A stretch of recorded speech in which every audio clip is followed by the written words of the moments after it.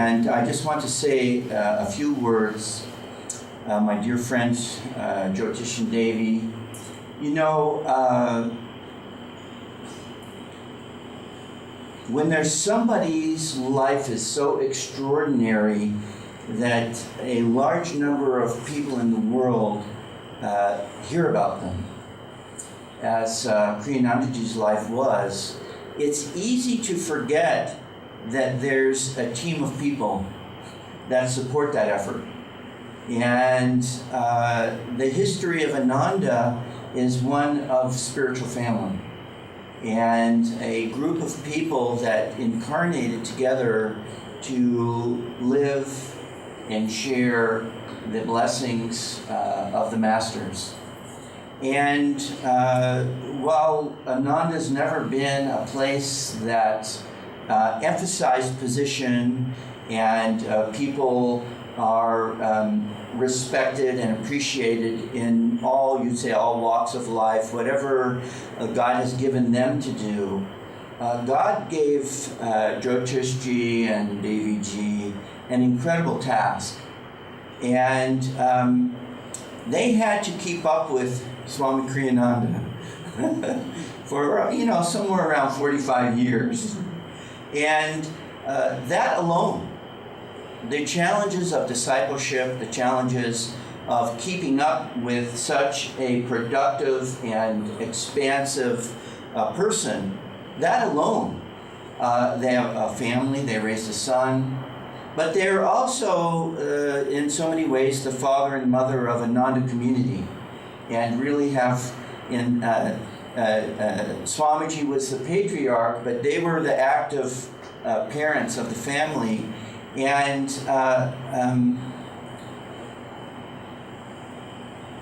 because they are so natural in the way that they do it, it's easy not to realize the magnitude of that effort.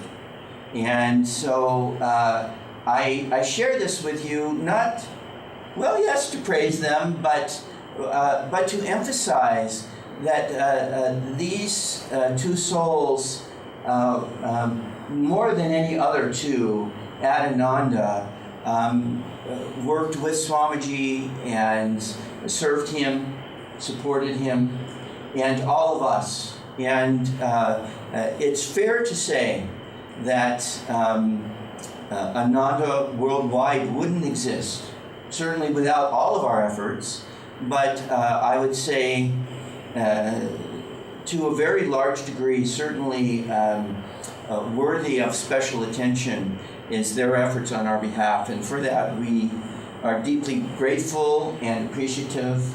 We realize it, and we still enjoy it. And now that they're spending more time in India, we're going to see them more often, hopefully here in Noida. But this style and strength of spiritual family is being carried on as it has been for all these years by them. And so with that, I pass the baton.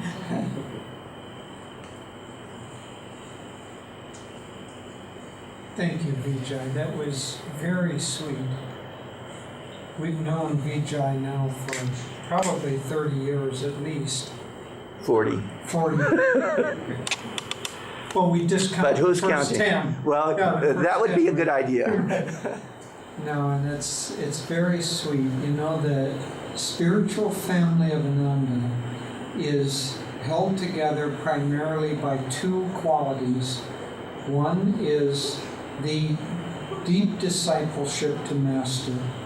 And these are qualities, these two qualities were personified by Swami Kriyananda. So deep discipleship and attunement to Paramahansa Yoganandaji. The second quality that holds Ananda together is the quality of love, expressed in many, many different ways. It's expressed in friendship, it's expressed in support, it's expressed in a lot of different ways.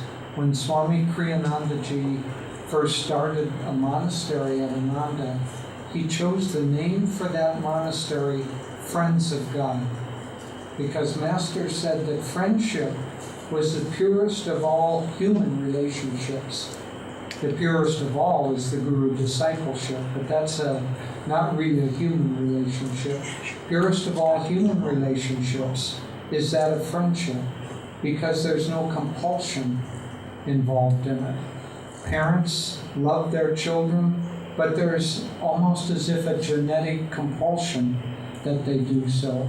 Lovers come together, and a husband and wife come together, but there are forces, universal forces at play that makes it not so much of a sense of free choice, but friends come together simply because they enjoy being together. And so it's reading on friendship that the spiritual family of Ananda has come together, because we enjoy being together, because we enjoy interchanging, working with each other, going through adventures, sometimes difficulties together, but just as a very sweet and very pure spiritual family. Devi and I will talk today on the subject of keys to spiritual success. But of all the keys to spiritual success, these two are the master keys: discipleship and attunement of our will to God's will, and secondly, the expression of love, both in an upward direction and in a downward and outward direction. You know, the symbol of the cross that is used by Christians, of course, it represents the crucifix on which Jesus was crucified. And there's that element of, although it isn't well understood, it's at least vaguely understood that Jesus, during that time, was taking on karma, taking on in order to help the world, in order to help mankind. But there's a deeper and more ancient meaning to the cross. And that more ancient meaning is when the energy goes up from the base of the cross up toward God, and then it returns down and out to the world. And so that devotion that goes up comes back down and then is spread out. And in a certain way, one could say that Swamiji symbolized that he gave his devotion to Master, he gave his devotion to God, but then when that love and that joy was returned to him, he didn't hoard it for himself. He offered it out to the entire world. And it's because of that that Ananda has come into existence and has survived and will continue to grow. The key for spiritual success is, one aspect of it is that we should not think of our spiritual life as being separated from our life. So let's not talk about the key for spiritual success. Let's talk about the keys for leading a successful life. You know, when Babaji called Lahiri Mahashaya to him in the Himalayas, that meeting was the beginning of the line or the energy that would and is still expressing itself through Sri Yukteswar, through Master, through Swamiji, through all of us. And that energy came down particularly right for this age that we're living in. Lahiri begged Babaji to allow him to stay in the Himalayas and just abandon his worldly responsibilities and stay in bliss. And Babaji said, no, that's not the right energy for this age. I waited until you had a job and a wife and children before I called you here. And you're to go back and to work at your job, to carry on your life as a husband and a father, and yet bring with that the highest spiritual teachings, the highest communion with God. And so, in doing that, what Babaji was saying is that the time has come that we don't separate our spiritual life. If he had said to Lahiri Mahashayaji, yes, of course, I called you to the Himalayas. We have a wonderful band of renunciates here. You've gone into the highest states of samadhi. Why would you want to return to that hot and dusty and noisy world of Benares? Why would you want to go back to a job as an accountant, as a clerk? Of course, abandon all of that. Stay here, meditate deeply, and remove yourself from the world. If he had said that, if that line had continued at all, it would have continued as a line of world-renouncing people. But absolutely he didn't do that. And the reason that he didn't do that was not just a whim of Babaji or a whim of God. Lahiri actually, before he took incarnation, remember we're talking about avatars here. We're talking about the highest spiritual levels that are pure expressions of God. Before he took an incarnation, he realized that there were thousands, millions of sincere men and women who were householders, who did not have the time or the opportunity or the karma in this life to renounce everything and go away. Moreover, it was not a time. The time was changing, Dwapara was changing, and it was not a time that it was proper to separate your spiritual life from the rest of your life. And he said, men and women who are sincere spiritually need not only an example of the fact that that life can be lived successfully, but they need a spiritual path that is very efficient. And that's why he brought Kriya Yoga to all of us, to the masses. That's why he asked Babaji at that time, can you not remove some of the restrictions on the giving of the technique of Kriya Yoga so that it can be given to sincere men and women so that they can become highly advanced? Before, Babaji said it could only be given to those who were highly advanced. But see that changing of the ages. And so what that means for each of us is that from the very depths and very beginning of the line that God has given us, the spiritual path that he has given us, there is the blessing and the requirement to integrate our lives completely and not separate them. Not think that I have a spiritual life and then I have a worldly life. I have my meditation room or my puja room, and then I can go to business and act in any way that I want to.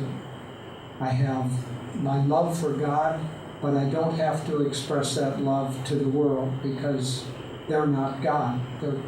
They're whatever they are. That doesn't draw your love. But see, this need to integrate everything is the kind of basic key for the success spiritually for our lives. And that's what Swamiji began and modeled for us and taught us for so many years, was not to separate. He said one time he went to Vancouver to give some classes, and while he was there, he was invited to stay in the home of a devotee who was also a successful businessman. And that businessman came home one evening and he said, now my business day is finished, now my real life begins.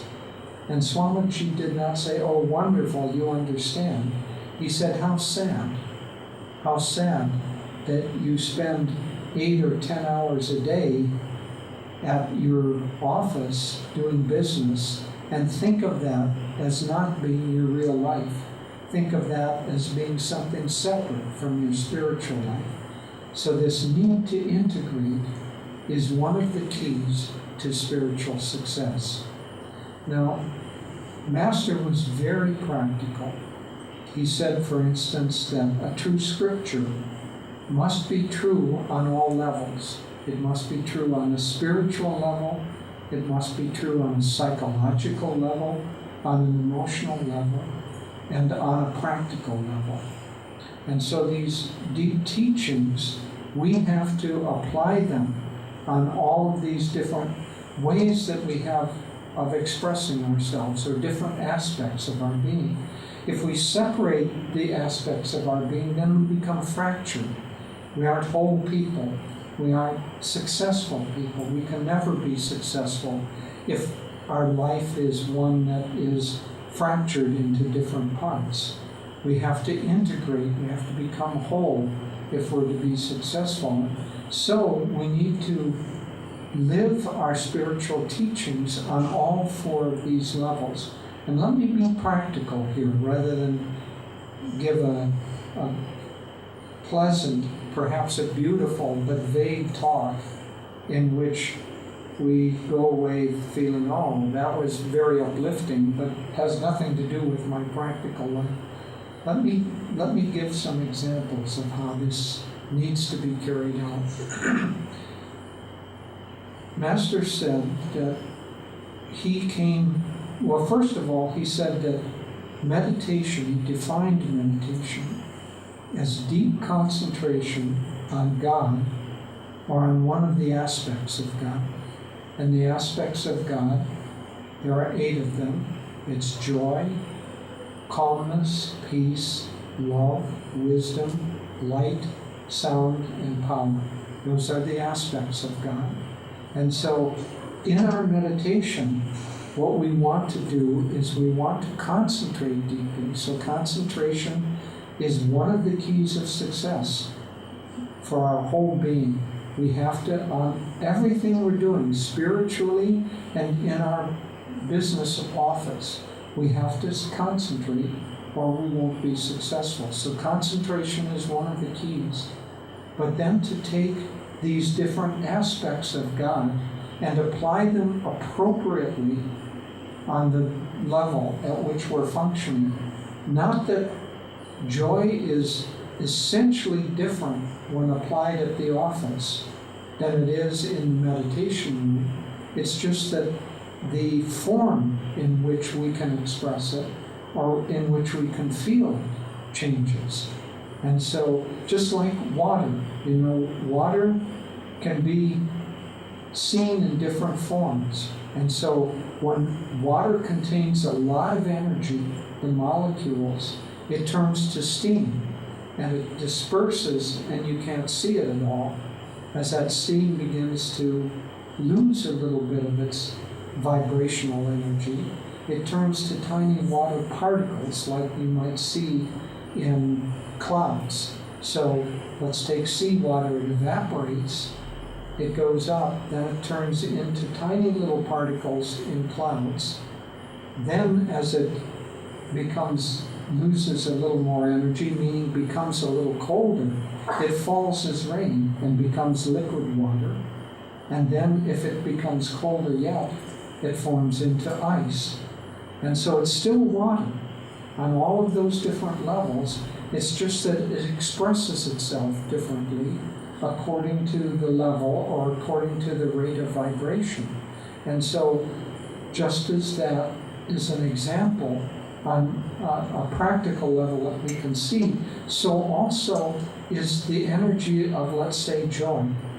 Or let me take love. Master said that he particularly, out of these 8 qualities, he manifested 3 of them particularly: joy, love, and wisdom. And I would say the same is true for Swamiji, that those were the 3 that he particularly manifested. And so let me show as an example, let me take love. Now on the highest level of steam, which has the highest vibration, that love is pure devotional love directed toward God. And that love is not only given to God, but it is received back from God. And so if during our meditation we're feeling particularly loving or devotional, and we offer that love to God, and then we receive, especially in our heart area, because that's where it vibrates most strongly, we receive back God's love for us. That circuit is completed. And then if we can do that, and we can just rest in that vibration of love, that will take us into the most expansive states of consciousness. See, it's fulfilling Master's statement of what true meditation is. Concentration on God, or one of the aspects, in this case love. And so that concentration is not just mental, it's of our feeling nature, it's of our yearning, it's of our receptive nature. And they all have to be brought into integration. But if during our meditation we can maintain our existence in that pure vibration of love, then we will expand, because love, that vibration of love, is one of the ways that God manifested this universe. And so it isn't just personal, it's a universal force. And in fact, it's perhaps the most powerful of the universal forces that God created. It's the power of love is that which draws things together.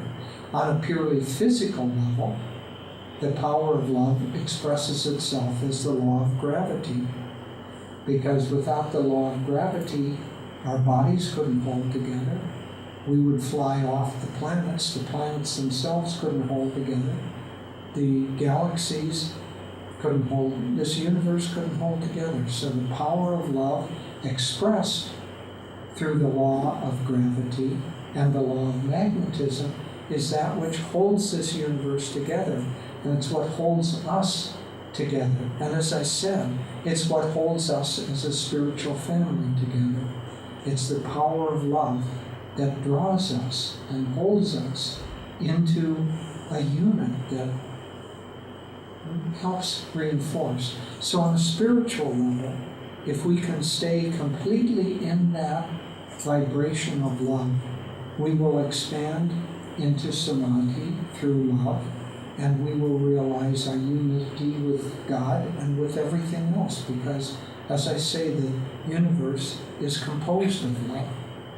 So then, on the next level down, if we lose a little bit of the high vibrational energy that allows us to be in samadhi, and we come down to the feeling, one might say the combination of feeling, and we come into the mind. See, at the highest level, we're in super consciousness, and that's the soul function. Now, the soul isn't different from the mind, but the soul kind of is constricted, having to function through the mind.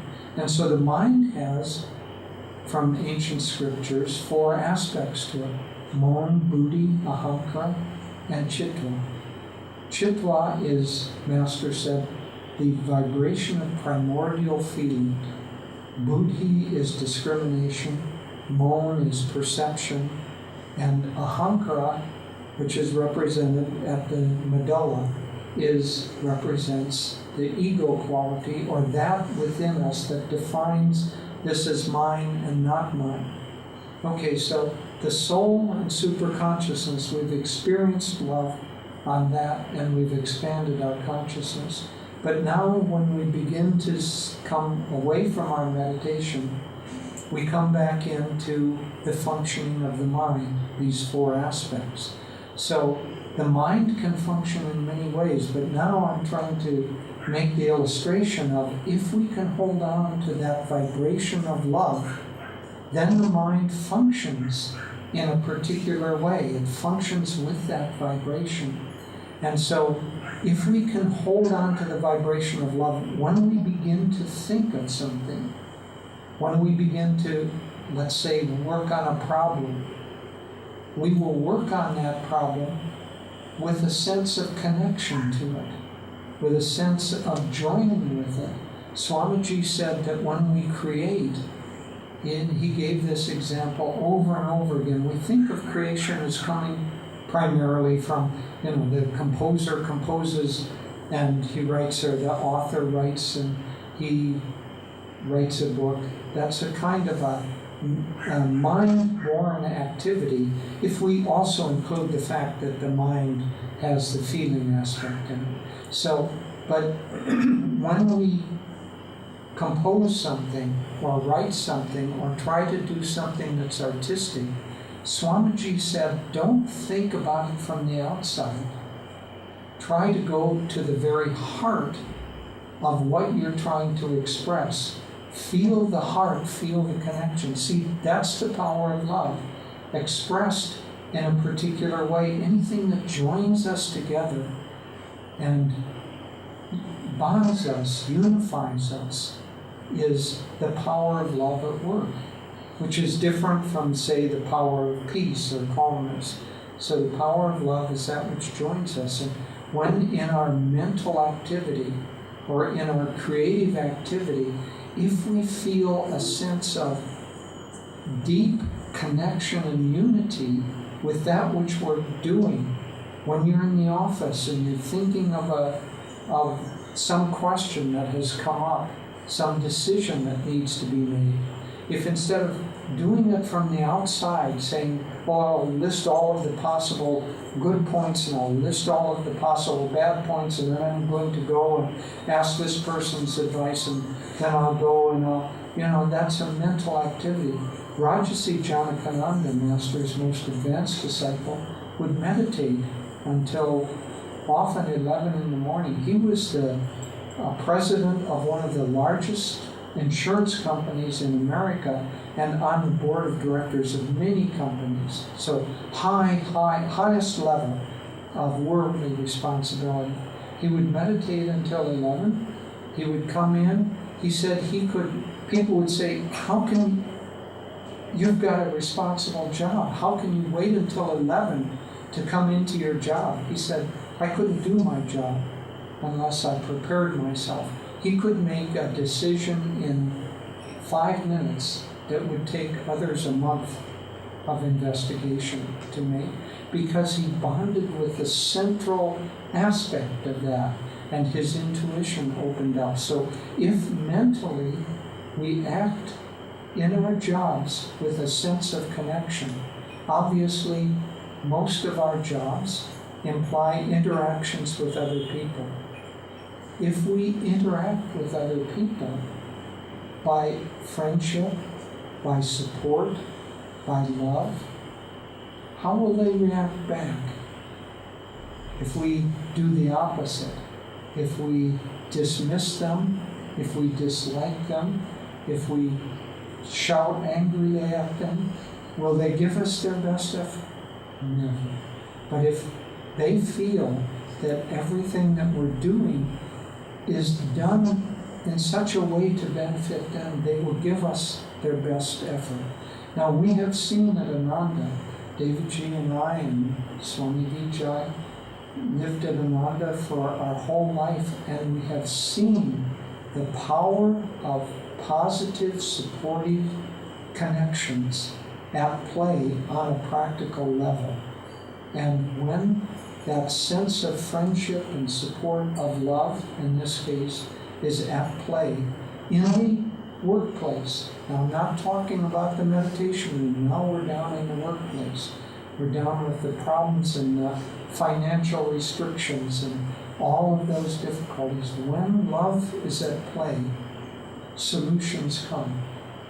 And they come sometimes miraculously, sometimes because the whole group begins to feel like we're involved, we're bonded together, and the group energy and the group magnetism increases, and that draws solutions. Business, by and large, is a long series of problem, find a solution, go on to the next problem. Isn't that true? If you're a doctor, you have patient after patient. Problem, find the solution, go on to the next patient. So business is, our practical world is basically problem solution. And if there's a bonding with others, it draws solution consciousness. If our mind is pointed towards solution consciousness, not problem consciousness, it draws solutions. If we're bonded with a positive flow of energy, positive upward flow, then we get solutions coming to us, sometimes intuitively, sometimes they will arrive from what seems to be completely outside of ourselves. And someone will come and offer a suggestion or help or something like that. Okay, so that's, one could say the top level is steam. The level on the mind and the emotions is like water and water droplets. And then as we come down, it also has to express itself physically. And so how does love express itself physically? By following, there's a beautiful prayer that Master said.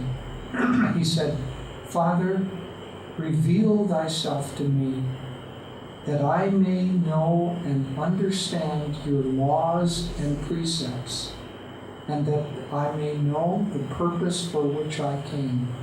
Let thy will, not my will, be done. And so when we have this practical aspect of love, and it comes down on a physical level, because remember, we're connected with God in the meditation. Now we're expressing that in our daily life. So physically, we will begin to spontaneously want to be healthy and take care of this body. Now most of us know certain rules of health, but aren't able to follow them. Most of us here probably know the energization. How many, and I'm not going to embarrass you by asking for a show of hands, how many do energization every day? Because energization fills the body, the very cells of the body, with prana. It's like taking the energy of meditation on a physical level and sending it to the very cells, all of the molecules and muscles and tissues and organs. It's infusing those with high vibrations. But how many of us practice that? So if we connect with the power of love on the high level, then we begin to want to express it on a physical level. So we begin to want spontaneously to do those things that create a healthy, vibrant body. We want to do the energization. We want to carry on a proper diet. Master said, simple rules of diet. Make your diet mostly fresh fruits and vegetables, some cooked greens, and very, very little fats and oils and so on. I mean, everybody knows basically these rules of healthy eating, but when that love comes down to the practical plane, we love ourselves and we love others, and we want ourselves and others to be healthy. And so therefore the mother cooks a healthy meal, but more than just the physical healthy meal, she cooks it with a sense of love.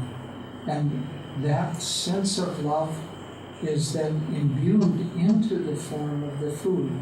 And so that's why I say the key to spiritual success is not to divorce your whole life from your spirit, but rather to take these universal qualities of God and to apply them on every level of your functioning. And when you do that, then your life begins to become completely integrated, and it becomes an expression of God's law. And that, as I started out to say, what Swamiji gave us was, one, a deep attunement with God and Guru. And so that was the end of Master's prayer. Let thy will, not my will, be done.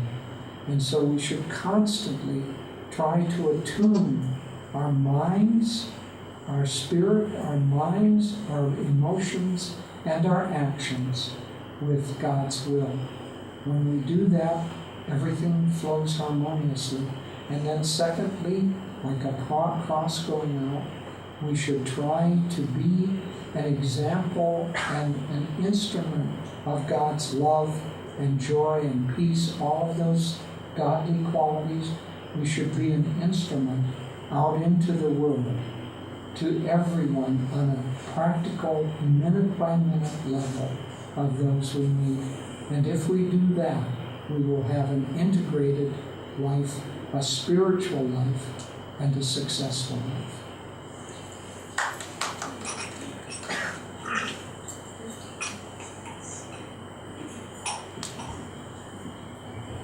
Good morning, everyone. Jyotish and I are so happy to be here, and we want to thank all of you, especially Mr. Guptaji and his family and Nayaswamis for helping to create this beautiful center where we can come and have satsang, share Master's teachings, and be together in an uplifted, holy way.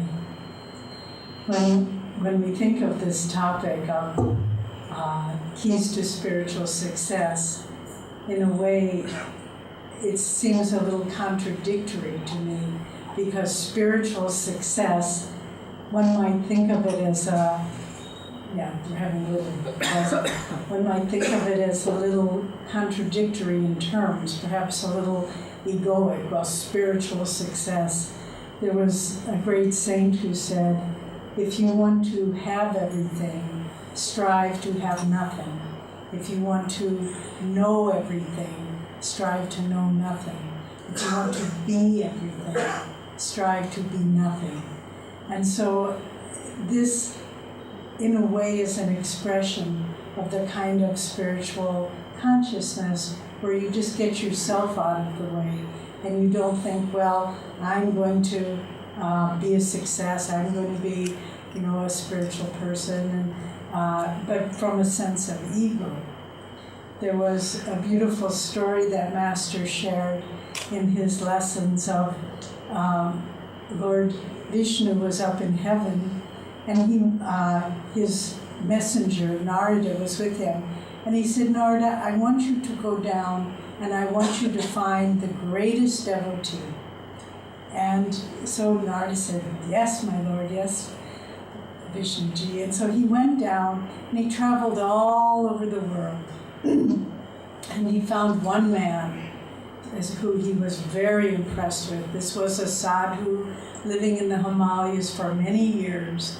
And he had, Vishnu said, Narada said, Vishnu is looking for the most spiritual of all human beings. And the sadhu said, well, you found him. He said, I have been living in the Himalayas for many years in solitary contemplation. I only eat 1 grain of rice a day. And he went on to tell of all his accomplishments. And Narada was very impressed, and he wrote all these things down. I don't think he had an iPad, so he probably just wrote them down on a little papyrus leaf. And then he said, well, surely no one else could be as spiritual as this man. But he just was going back to the heavenly realms, and he saw this sort of odd fellow who was stumbling around. He was a little bit drunk, and he had a fence pole, and he was trying to put the fence pole into a hole in the ground to make a fence around his field. And he was sort of stumbling, and Narada was just drawn by curiosity, and he said, excuse me, sir, what are you doing? He said, oh, I work on my farm to support my family and help the village, and I'm just trying to create this fence, but I'm a little unsteady on my feet, you see, but I call on Lord Vishnu to help me. And Narada sort of laughed a little bit inside, but he made a little note in his notebook about this fellow. And so he went back to see Vishnu, and he said, tell me, Narada, who have you found? And he said, well, it's not much of a choice here. I met this wonderful sadhu in the Himalayas, and he recounted all of his accomplishments. He meditates unceasingly every day, and he only eats 1 grain of rice a day, and he's been doing this for 40 years. And surely, Lord Vishnu, he is the most spiritual of all human beings. And Vishnu kind of thought, and he said, go on. And so he began describing other people, and finally, after everyone, Vishnu would say, go on. And then finally, he didn't have any more names left in his book, and he said, well, Lord, there was this very odd fellow that I met as I was leaving. He was a little bit drunk, and he was trying to put these fence poles into to holes in the ground to build a fence. And Lord Vishnu said, yes, he is the one. And Narada said, how could this be? How could he be the most spiritual person? And he said, okay, I will show you the true nature of these two people.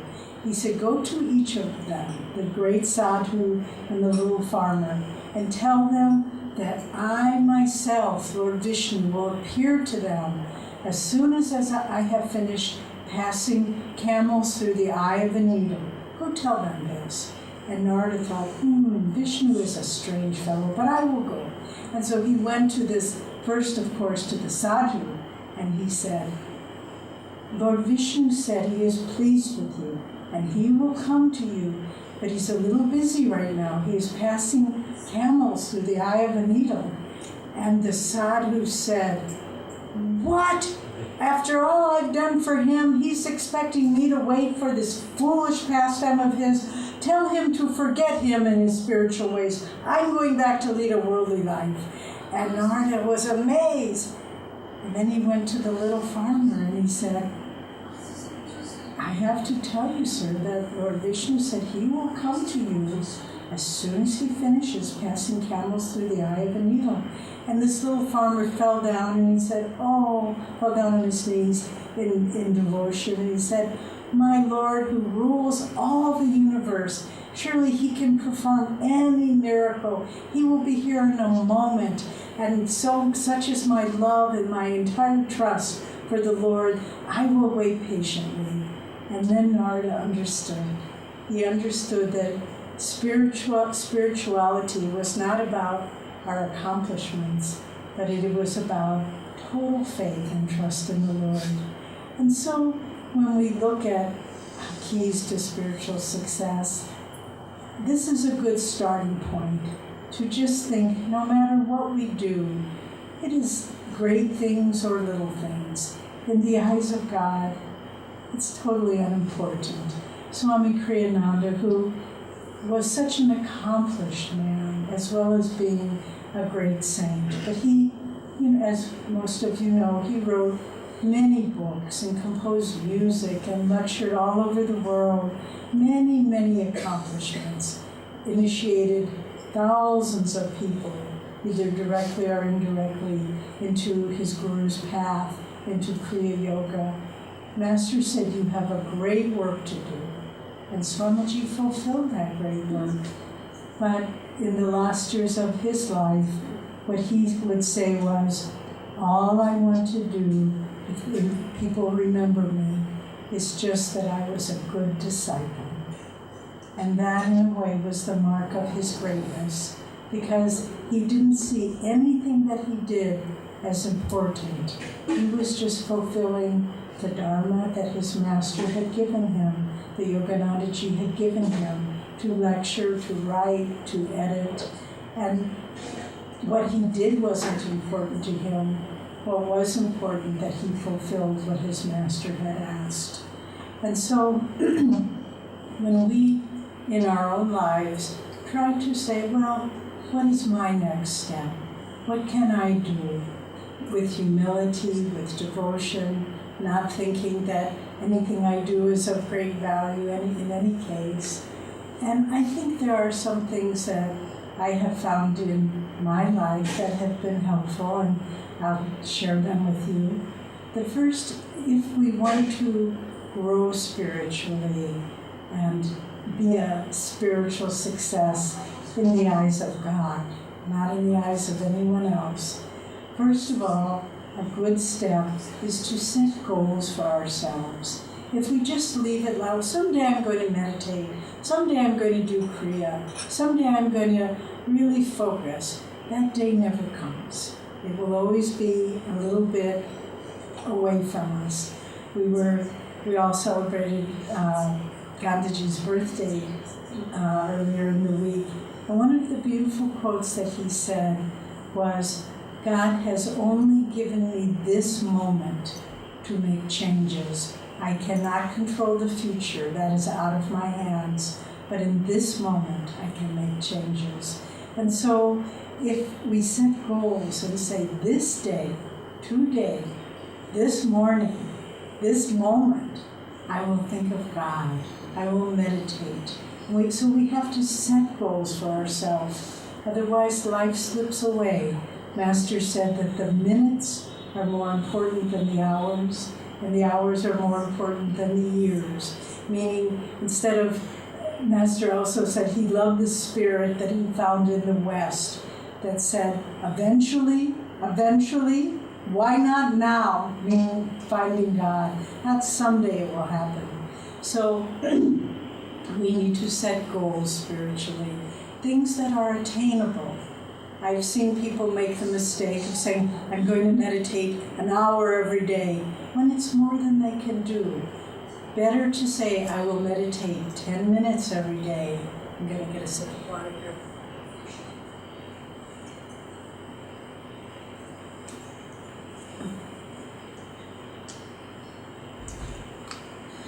Better to say, I will meditate 10 minutes a day and then accomplish that goal than to set a goal that's beyond your reach and then fail and then say, oh, I can't do this.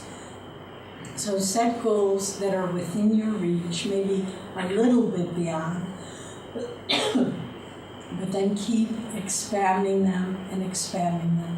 So set goals is the first important thing. The next important thing is to make a commitment to those goals. Very often in the West, there's a custom on the first day of the year, you set New Year's resolutions. And you say, I will, whatever it may be, not eat sugar anymore, not watch too much television, whatever it might be. You set your goals.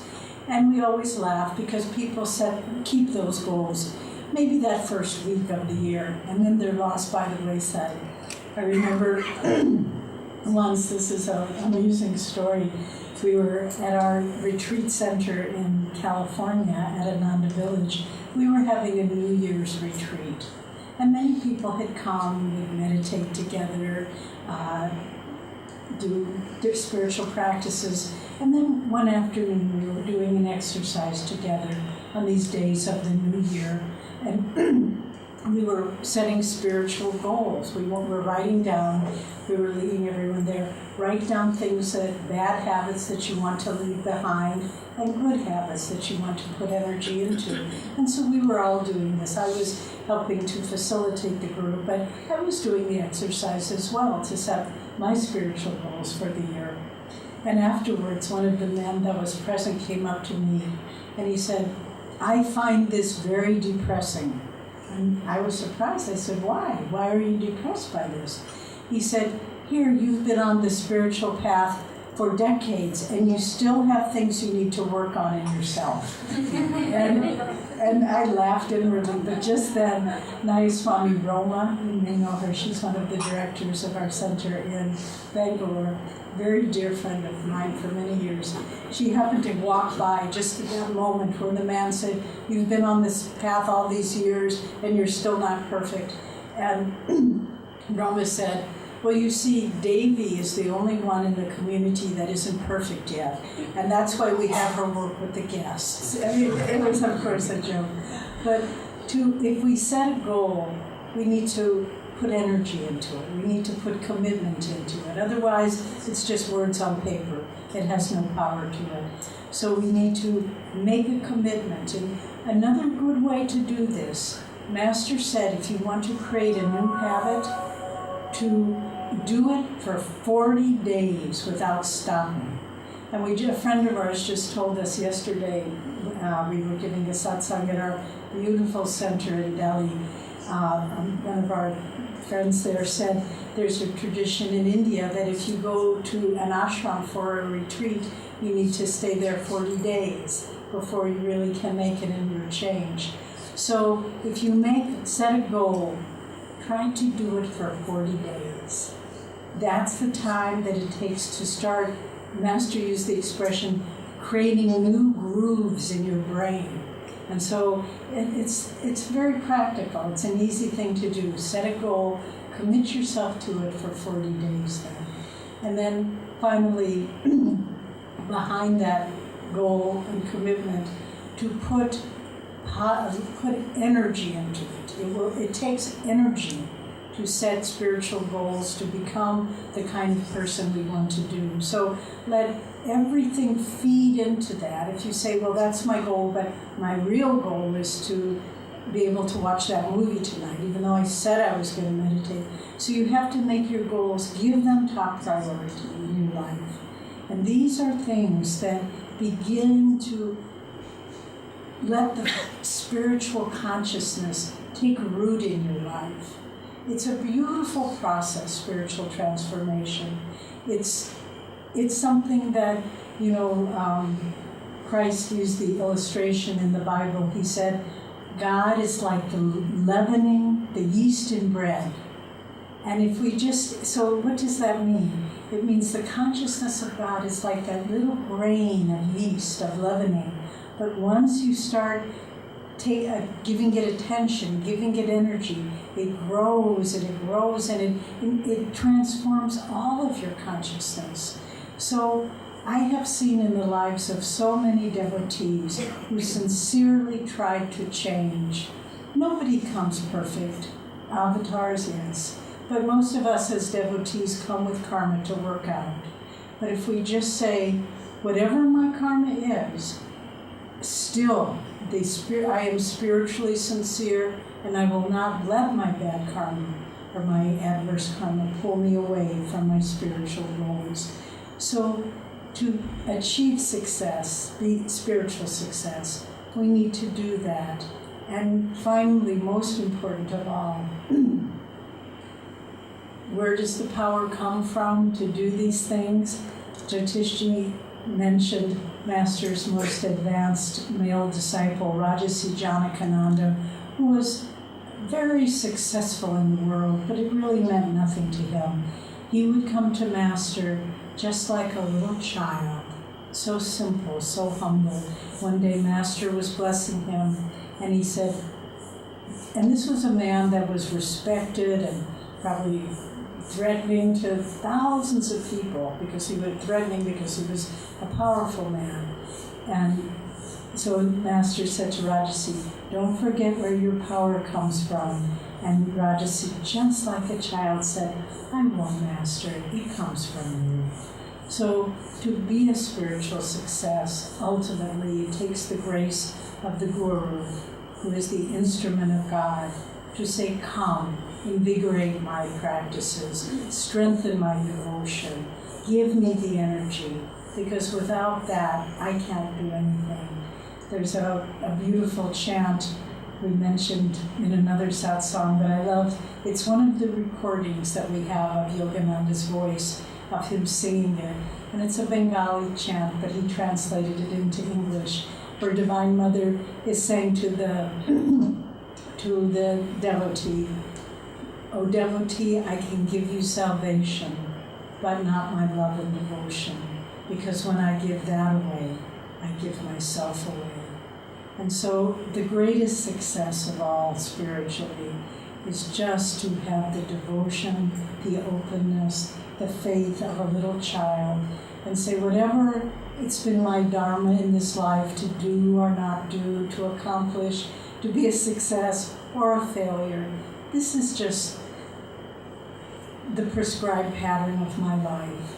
But underlying all of this, all of life's vicissitudes, ups and downs, success and failure, I have never lost sight of Thee, Lord.